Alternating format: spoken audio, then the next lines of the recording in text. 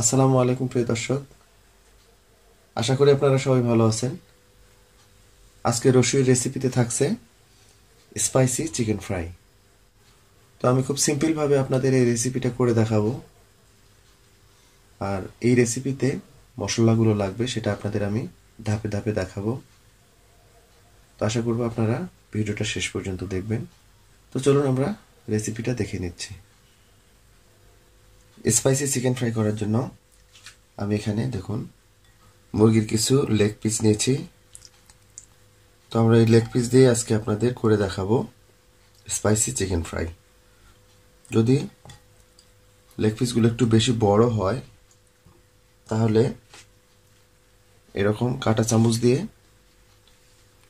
Leg পিসগুলোকে একটু ফুটো করে নেবেন।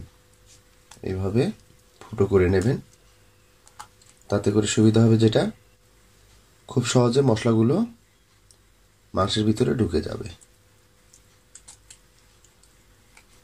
সবগুলো মাংসকে আমি একটু কাঁটা চামচ দিয়ে ফুটো করে নিলাম।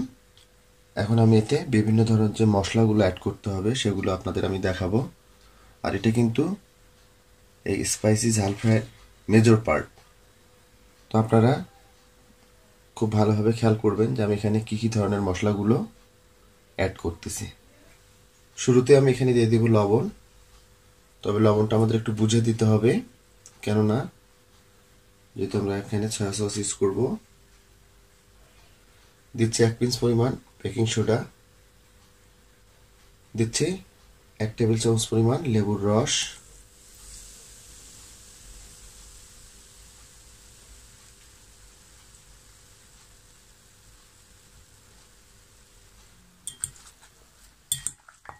একটু মাখিয়ে নিব।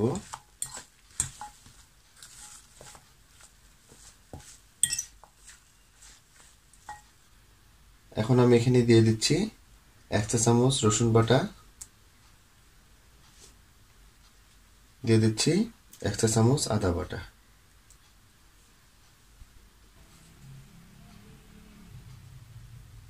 দিচ্ছি হাফ টেবিল চামচ শুকনা মরিচের গুঁড়া। এই স্পাইসি চিকেন ফ্রাই কিন্তু শুকনা মরিচের গুঁড়াটা একটু বেশি লাগে।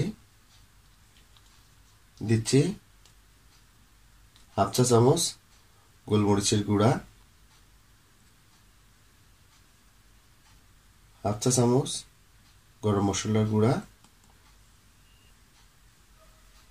দিচ্ছি হাফ চা চামচ ধনিয়ার গুঁড়া, হাফ চা চামচ ভাজা জিরার গুঁড়া।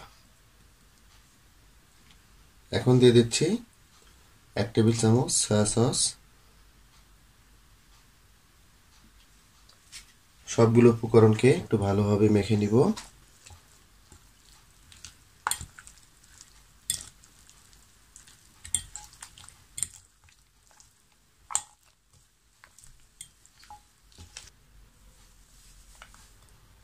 সবগুলো উপকরণ ভালোভাবে মাখিয়ে নিলাম।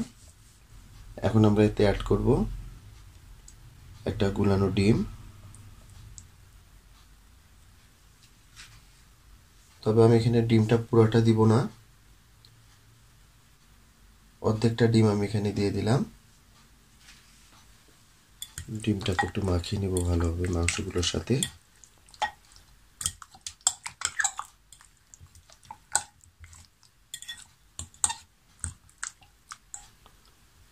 ডিমটাকেও মাখিয়ে নিলাম। এখন আমরা এতে অ্যাড করব 2 টেবিল চামচ কর্নফ্লাওয়ার,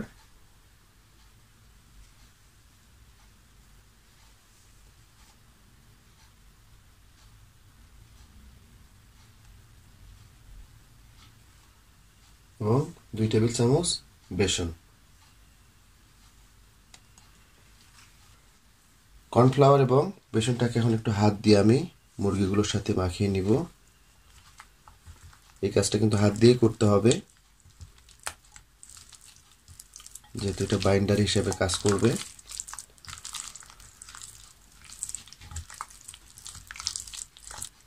এখানে একটু বলে রাখি আপনাদের যে আমরা নর্মালি যে চিকেন ফ্রাইটা খেয়ে থাকি তার সাথে কিন্তু এটার একটা বেসিক ডিফারেন্স আছে। সেটা হচ্ছে যে নর্মাল যে চিকেন ফ্রাই করি আমরা সেটাতে কোটিংটা কিন্তু অনেক বেশি হয়, আর স্পাইসি চিকেন ফ্রাইয়ে কোটিংটা কীরকম হবে দেখুন, আপনাদের দেখাচ্ছি আমি। জাস্ট এরকম গায়ে গায়ে লেগে থাকবে, এটা একদম হেভি কোটিং হবে না, জাস্ট এইরকম হবে।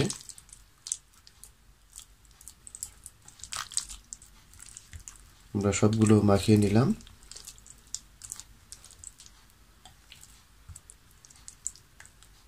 এখন এটাকে আমরা আধা ঘন্টার জন্য ম্যারিনেট করতে রেখে দিচ্ছি।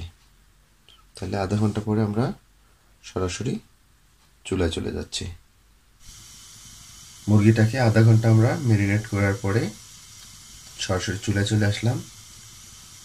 চুলায় একটি প্যানে আমি পর্যাপ্ত পরিমাণ তেল নিয়ে তেলটাকে গরম করে নিয়েছি।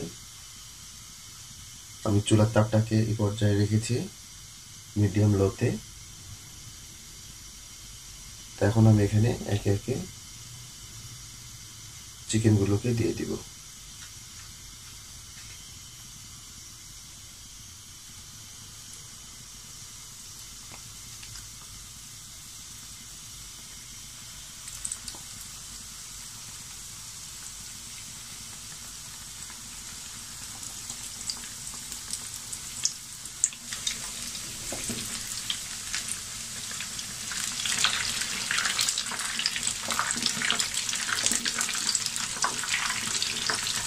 চিকেনগুলোকে আমরা এখন একটু উল্টিয়ে দিব।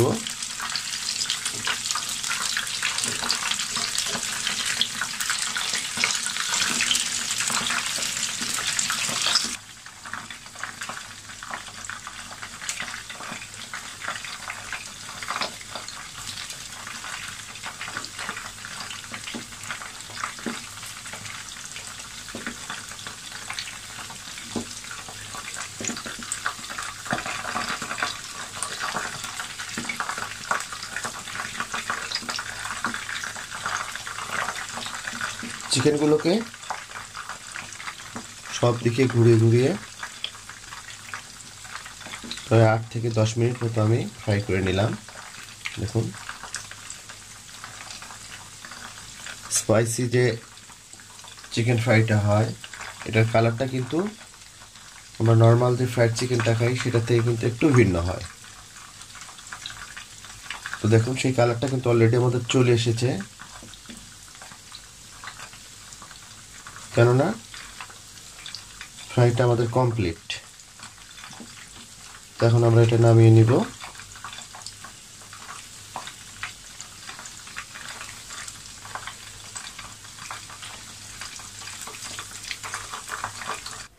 চিকেন ফ্রাইগুলোকে ভেজে নেওয়ার পরে আমি ফিরলাম। দেখুন কতটা চমৎকার কালার এসেছে। আমরা কিন্তু কোনো ফুড কালার ইউজ করিনি, একদম ন্যাচারাল। আসলে স্পাইসি ঝাল ফ্রাইয়ের কিন্তু কালারটাই ঠিক এইরকমই হতে হবে। কাজী ফার্ম কিংবা সিপি এই ধরনের সবগুলোতে কিন্তু যে স্পাইসি ঝাল ফ্রাইটা পাওয়া যায় এটা কিন্তু এক্স্যাক্ট এই কালারেরই হয়।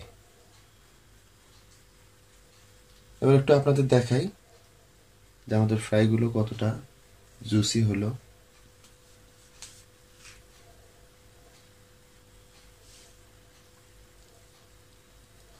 দেখুন কত সহজেই ফুলে আসলে, উপরটা কিন্তু ক্রিস্পি আবার ভিতরটা অনেক জুসি। যাই হোক, আশা করব আমার এই চিকেন ফ্রাই রেসিপিটা আপনাদের একটু হলেও ভালো লাগবে, আর ভালো লাগলেই আমার সার্থকতা। আশা করব আপনারা বাসায় এটা একবার হলেও ট্রাই করবেন। সেই সাথে রিকোয়েস্ট করব আমার চ্যানেলটাকে সাবস্ক্রাইব করার জন্য। আর যারা অলরেডি আমাকে সাবস্ক্রাইব করে রেখেছেন তাদেরকে অসংখ্য অসংখ্য ধন্যবাদ। আজকে এই পর্যন্তই। আবার নতুন কোনো রেসিপি নিয়ে আপনাদের সামনে হাজির হব। সেই পর্যন্ত সবাই ভালো থাকবেন, সুস্থ থাকবেন। আল্লাহ হাফেজ।